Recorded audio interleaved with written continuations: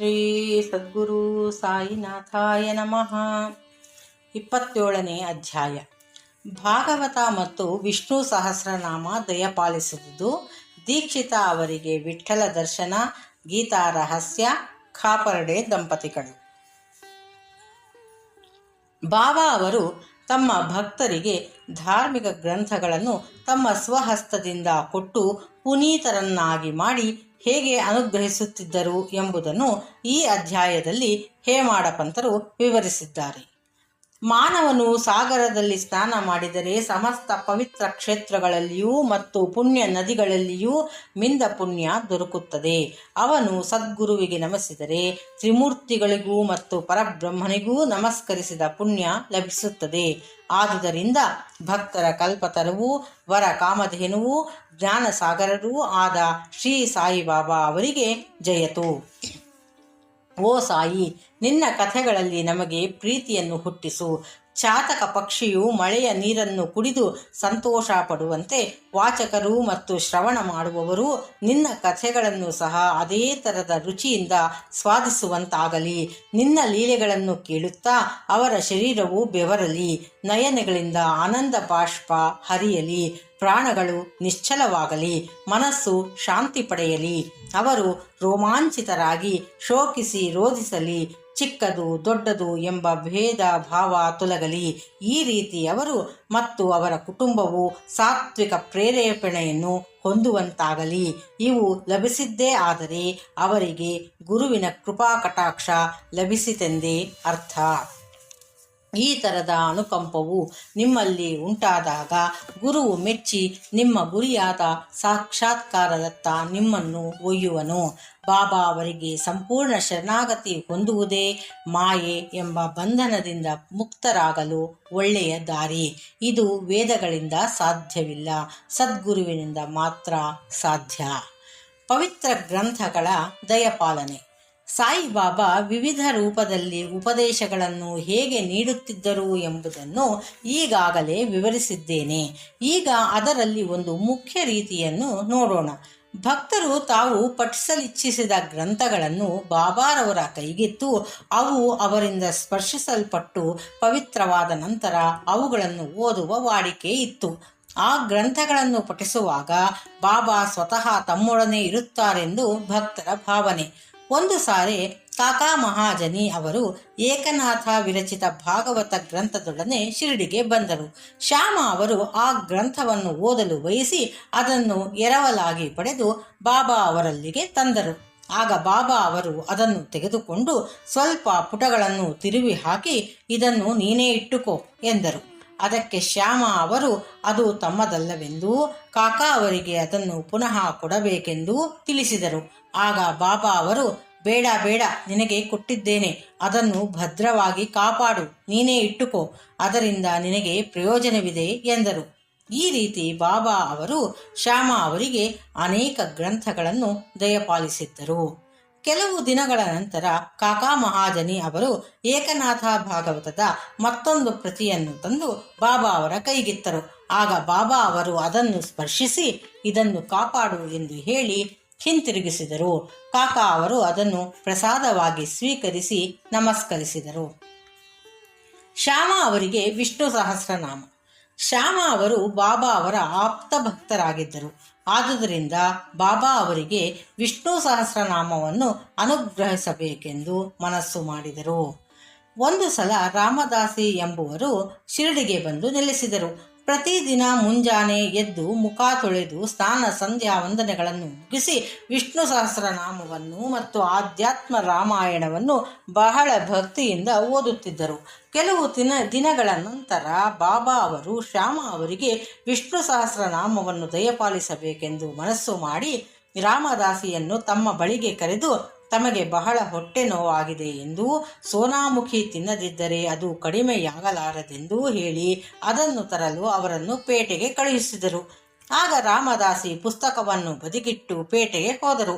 ಅವರು ಹೋದ ಕೂಡಲೇ ಬಾಬಾ ರಾಮದಾಸಿಯ ಜಾಗಕ್ಕೆ ಹೋಗಿ ವಿಷ್ಣು ಸಹಸ್ರನಾಮ ಪುಸ್ತಕ ತೆಗೆದುಕೊಂಡು ಶ್ಯಾಮ ಅವರನ್ನು ಕರೆದು, ಶ್ಯಾಮ, ಇದು ಬಹಳ ಬೆಲೆಯುಳ್ಳದ್ದು, ಪವಿತ್ರವಾದದ್ದು ಆಗಿದೆ. ನಾನು ನಿನಗೆ ಇದನ್ನು ಬಹುಮಾನವಾಗಿ ಕೊಡುತ್ತೇನೆ. ಇದನ್ನು ಓದು. ಒಂದು ಸಾರಿ ನನಗೆ ಎದೆ ನೋವು ಜಾಸ್ತಿಯಾಗಿ ಬದುಕುವ ಭರವಸೆಯೇ ಇರಲಿಲ್ಲ. ಆಗ ಈ ಪುಸ್ತಕವನ್ನು ನನ್ನ ಎದೆಗೆ ಒತ್ತಿಕೊಂಡೆನು. ನನಗೆ ಎಂತಹ ವಿರಾಮ ದೊರಕಿತು ನಿನಗೆ ಗೊತ್ತೇ? ದೇವರೇ ಕೆಳಗಿಳಿದು ಬಂದು ನನ್ನನ್ನು ರಕ್ಷಿಸಿದಂತೆ ಭಾಸವಾಯಿತು. ನೀನು ಇದನ್ನು ನಿಧಾನವಾಗಿ ಶ್ರದ್ಧೆ ಮತ್ತು ಭಕ್ತಿಯಿಂದ ಓದು. ದಿನಕ್ಕೊಂದು ಬಾರಿಯಾದರೂ ವಿಷ್ಣು ನಾಮವನ್ನು ಉಚ್ಚರಿಸು, ನಿನಗೆ ಕಲ್ಯಾಣವಾಗುತ್ತದೆ ಎಂದು ಹೇಳಿ ಅವರ ಕೈಗೆ ಪುಸ್ತಕ ಕೊಟ್ಟರು. ಆಗ ಶ್ಯಾಮ ಅವರು ಪುಸ್ತಕದ ಮಾಲೀಕರು ರಾಮದಾಸಿ ಎಂದು, ಅವರು ಉಂಬರೂ ತಲೆ ತಿರುಕರು, ಆದುದರಿಂದ ತಮ್ಮೊಡನೆ ಜಗಳವಾಡುವರೆಂದು, ಜೊತೆಗೆ ತಮಗೆ ಸಂಸ್ಕೃತ ಸರಿಯಾಗಿ ಅರ್ಥವಾಗುವುದಿಲ್ಲವೆಂದು ಹೇಳಿ ಪುಸ್ತಕ ತೆಗೆದುಕೊಳ್ಳಲು ನಿರಾಕರಿಸಿದರು. ರಾಮದಾಸಿಯ ಮೇಲೆ ತಮ್ಮನ್ನು ಎತ್ತಿಕಟ್ಟಬೇಕೆಂದು ಬಾಬಾ ಇಚ್ಛಿಸಿದ್ದಾರೆಂದು ಶ್ಯಾಮ ಭಾವಿಸಿದರು. ಬಾಬಾ ಅವರ ಇಂಗಿತ ಅವರಿಗೆ ಹೇಗೆ ತಿಳಿದೀತು? ಶ್ಯಾಮ ಅವರ ಕೊರಳಿಗೆ ವಿಷ್ಣು ಸಹಸ್ರನಾಮವೆಂಬ ಹಾರ ಹಾಕಿ ಅವರನ್ನು ಸಂಸಾರ ಬಂಧನದಿಂದ ಮುಕ್ತರನ್ನಾಗಿ ಮಾಡುವುದೇ ಬಾಬಾ ಅವರ ಆಶಯವಾಗಿತ್ತು. ಪರಮಾತ್ಮನ ನಾಮದ ಮಹಿಮೆ ಎಲ್ಲರಿಗೂ ತಿಳಿದೇ ಇದೆ. ಅದು ನಮ್ಮನ್ನು ಪಾಪ ಕರ್ಮಗಳಿಂದ ದೂರ ಮಾಡಿ ಜನನ ಮರಣಗಳಿಂದ ನಮ್ಮನ್ನು ಮುಕ್ತ ಮಾಡುತ್ತದೆ. ಇದಕ್ಕಿಂತ ಸುಲಭವಾದ ಸಾಧನ ಬೇರೊಂದಿಲ್ಲ. ಅದಕ್ಕೆ ಯಾವ ವಿಧವಾದ ಸಾಮಾನು ಸರಂಜಾಮುಗಳ ಅವಶ್ಯಕತೆ ಇಲ್ಲ. ಅದಕ್ಕೆ ನಿಬಂಧನೆಗಳಿಲ್ಲ. ಅದು ಎಷ್ಟು ಸುಲಭ ಸಾಧ್ಯವೋ ಅಷ್ಟೇ ಪರಿಣಾಮಕಾರಿ. ಆದುದರಿಂದಲೇ ಬಾಬಾ ಶ್ಯಾಮ ಅವರಿಗೆ ಅದನ್ನು ತೆಗೆದುಕೊಳ್ಳಲು ಒತ್ತಾಯ ಪಡಿಸಿದರು. ರಾಮದಾಸಿ ಸೋನಾಮುಖಿಯೊಡನೆ ಹಿಂದಿರುಗಿದರು. ಆ ಸಂದರ್ಭದಲ್ಲಿ ಅಲ್ಲಿಯೇ ಇದ್ದ ಅಣ್ಣ ಚಿಂಚಣೀಕರ ನಾರದರ ಪಾತ್ರ ವಹಿಸಿ ನಡೆದ ಸಮಾಚಾರ ಕೂಡಲೇ ಅವರಿಗೆ ತಿಳಿಸಿದರು. ಇದನ್ನು ಕೇಳಿ ರಾಮದಾಸಿ ಬಹಳ ಕೋಪಗೊಂಡು ಶ್ಯಾಮ ಅವರ ಬಳಿಗೆ ಬಂದು, ಈ ಪುಸ್ತಕವನ್ನು ಪಡೆಯಲು ಸುಗ ಬಾಬಾ ಅವರಿಗೆ ಹೊಟ್ಟೆ ನೋವೆಂದು ಸುಳ್ಳು ಹೇಳಿ ನನ್ನನ್ನು ಸೋನಾಮುಖಿ ತರಲು ಕಳಿಸಲು ನೀವೇ ಕಾರಣರು ಎಂದು ಗದರಿಸಿದರು. ಶ್ಯಾಮ ಅವರನ್ನು ತೆಗಳಲು ಶುರು ಮಾಡಿದರು. ಪುಸ್ತಕವನ್ನು ಮರಳಿ ಕೊಡದಿದ್ದರೆ ನಿಮ್ಮ ತಲೆ ಒಡೆಯುವೆನು ಎಂದರು. ಆಗ ಶ್ಯಾಮ ಶಾಂತ ರೀತಿಯಿಂದ ಅವರೊಡನೆ ಮಾತನಾಡಿ ವಿಫಲರಾದರು. ನಂತರ ಬಾಬಾ ರಾಮದಾಸಿಯನ್ನು ಕುರಿತು, ರಾಮದಾಸಿ, ಹೀಗೇಕೆ ವರ್ತಿಸುತ್ತಿ? ಏತಕ್ಕೆ ಕೋಪಗೊಂಡಿರುವಿ? ಶ್ಯಾಮ ನಮ್ಮ ಹುಡುಗನೇ ಅಲ್ಲವೇ? ಅನಾವಶ್ಯಕವಾಗಿ ಅವನನ್ನೇಕೆ ತೆಗಳುವೆ? ಇದೇನು ಈಚೆಗೆ ಬಹಳ ಜಗಳಗಂಟನಾಗಿರುವೆ? ನಿನಗೆ ಮೃದು ನುಡಿ ಬಾರವೇ? ಪ್ರತಿನಿತ್ಯವೂ ಪವಿತ್ರ ಗ್ರಂಥಗಳನ್ನು ಪಠಿಸುತ್ತಿ, ಆದರೂ ನಿನ್ನ ಮನಸ್ಸು ಶುಚಿಯಾಗಿಲ್ಲ. ನಿನ್ನ ಕ್ರೋಧಕ್ಕೆ ಯಾವುದೇ ಮಿತಿ ಇದ್ದಂತಿಲ್ಲ.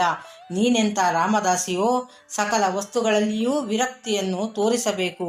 ನಿಜವಾದ ರಾಮದಾಸಿಗೆ ಮಮತೆ ಇರುವುದಿಲ್ಲ. ಕೇವಲ ಒಂದು ಪುಸ್ತಕಕ್ಕಾಗಿ ಶ್ಯಾಮನೊಡನೆ ನೀನು ಜಗಳವಾಡುತ್ತೀ.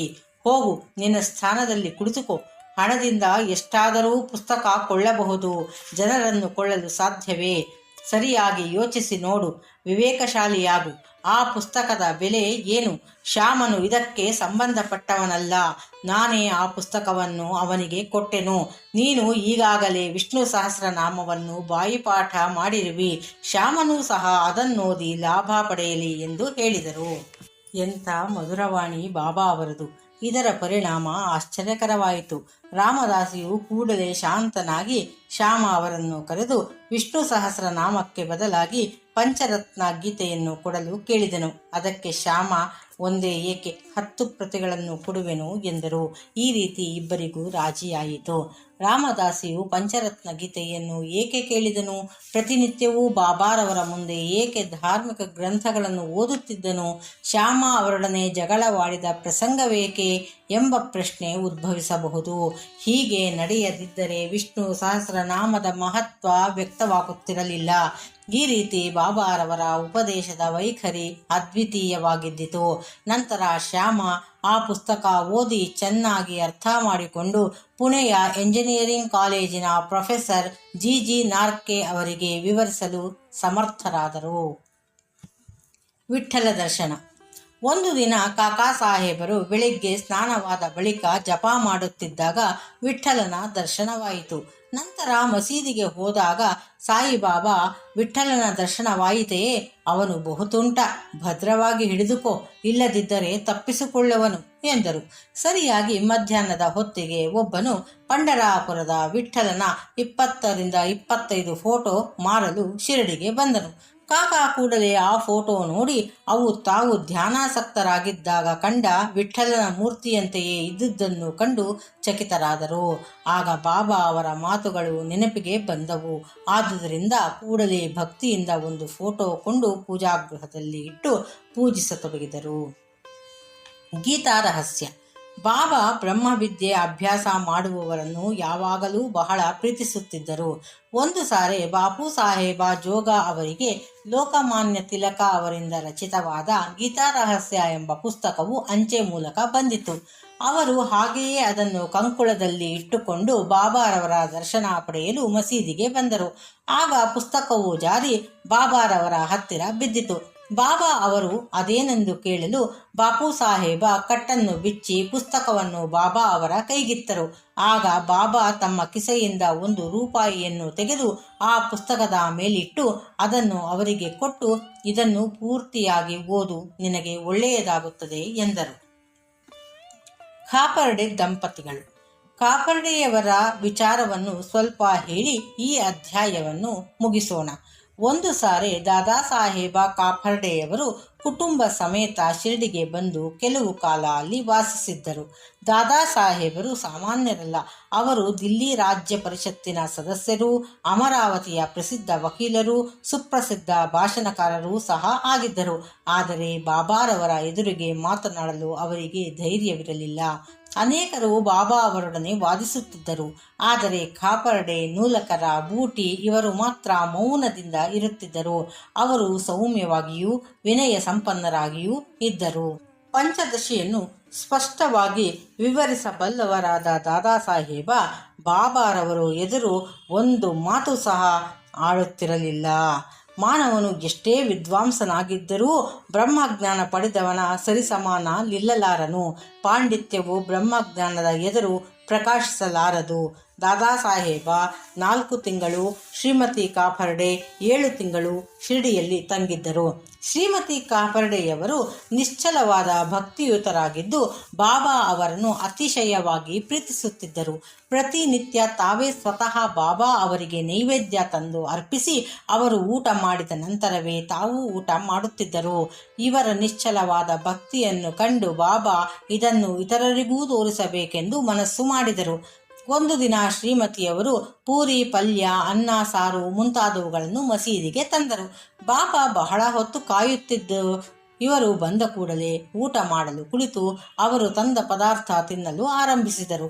ಆಗ ಶ್ಯಾಮ, ದೇವ, ಈ ಭೇದವೇಕೆ? ಇತರರು ತಂದ ನೈವೇದ್ಯವನ್ನು ಕಣ್ಣೆತ್ತಿಯೂ ಸಹ ನೋಡದೆ ಶ್ರೀಮತಿ ಕಾಪರ್ಡೆಯವರ ಆಹಾರವನ್ನು ಮಾತ್ರ ಸ್ವೀಕರಿಸುತ್ತಿದ್ದೀರಿ, ಇದು ನ್ಯಾಯವೇ ಹೇಳಿ ಎಂದು ಕೇಳಿದರು. ಆಗ ಬಾಬಾ, ಇದು ನಿಜವಾಗಿಯೂ ವಿಶೇಷವಾದ ಅಡಿಗೆ. ಈ ಮಹಿಳೆಯು ಮೊದಲು ಒಬ್ಬ ವರ್ತಕನ ಹಸುವಾಗಿ ಬಹಳ ಕಾಲ ಹಾಲು ಕೊಡುತ್ತಿದ್ದಳು. ನಂತರ ತೋಟಗಾರನ ವಂಶದಲ್ಲಿಯೂ ಕ್ಷತ್ರಿಯ ಕುಲದಲ್ಲಿಯೂ ಹುಟ್ಟಿ ವರ್ತಕನನ್ನು ಮದುವೆಯಾದಳು. ನಂತರ ಬ್ರಾಹ್ಮಣ ಕುಲದಲ್ಲಿ ಹುಟ್ಟಿದಳು. ಇವಳನ್ನು ಬಹಳ ಕಾಲದ ನಂತರ ನೋಡುತ್ತಿದ್ದೇನೆ. ಆದುದರಿಂದ ಅವಳ ಪ್ರೀತಿಯ 2 ತುತ್ತುಗಳನ್ನು ಸ್ವೀಕರಿಸುತ್ತಿದ್ದೇನೆ ಎಂಬುದಾಗಿ ವಿವರಿಸಿದರು. ಹೀಗೆ ಹೇಳಿ ಊಟ ಮುಗಿಸಿ ತೃಪ್ತಿಯಿಂದ ಆಸನದಲ್ಲಿ ಬಂದು ಕುಳಿತರು. ಆಮೇಲೆ ಶ್ರೀಮತಿ ಕಾಪರ್ಡೆ ಬಾಬಾ ಅವರ ಪಾದ ಸಂವಾದನ ಮಾಡುತ್ತಾ ಕುಳಿತರು. ಇದನ್ನು ನೋಡಿ ಶ್ಯಾಮ, ಸೇವೆ ಚೆನ್ನಾಗಿ ನಡೆಯುತ್ತಿದೆ. ದೇವರು ಮತ್ತು ಭಕ್ತರು ಒಬ್ಬರಿಗೊಬ್ಬರು ಅನ್ಯೋನ್ಯವಾಗಿ ಸೇವೆ ಮಾಡುತ್ತಿರುವ ಈ ದೃಶ್ಯವೇ ರಮ್ಯ, ಅದ್ಭುತವಾದುದು ಎಂದರು. ಅವರ ನಿಸ್ಪೃಹ ಸೇವೆಯನ್ನು ಸ್ವೀಕರಿಸಿದ ಬಾಬಾ ತಾಯಿಯವರನ್ನು ಕುರಿತು ಮೃದುವಾಗಿ, ರಾಜಾರಾಮ, ರಾಜಾರಾಮ ಎಂದು ನುಡಿದರೆ ಸಾಕು, ನಿಮ್ಮ ಕಷ್ಟಗಳೆಲ್ಲವೂ ದೂರವಾಗುತ್ತವೆ ಎಂದು ಹೇಳಿದರು. ಧಾರ್ಮಿಕ ವಿಚಾರಗಳ ಅನುಭವ ಇಲ್ಲದವರಿಗೆ ಇದು ಸಾಮಾನ್ಯವಾಗಿ ಕಾಣಬಹುದು. ಆದರೆ ನಿಜವಾಗಿಯೂ ಹಾಗಲ್ಲ. ಇದೇ ಅಮೂಲ್ಯವಾದ ಶಕ್ತಿಪಾತ. ಅಂದರೆ ಗುರುವು ಶಿಷ್ಯನಿಗೆ ತನ್ನ ಶಕ್ತಿಯನ್ನು ವರ್ಗಾಯಿಸುವುದು. ಬಾಬಾರವರ ವಾಕ್ಯಗಳು ಎಂತಹ ಪರಿಣಾಮಕಾರಿ! ಒಂದೇ ಕ್ಷಣದಲ್ಲಿ ಅವು ಕಾಪಾಡೆ ತಾಯಿಯ ಹೃದಯದಲ್ಲಿ ನೆಲೆಸಿದವು. ಈ ಕಥೆ ಗುರುವಿಗೂ ಶಿಷ್ಯನಿಗೂ ಇರಬೇಕಾದ ಸಂಬಂಧ ವಿವರಿಸುತ್ತದೆ. ಶ್ರೀ ಸಾಯಿ ಪ್ರಣಾಮ. ಓಂ ಸಾಯಿರಾಮ್.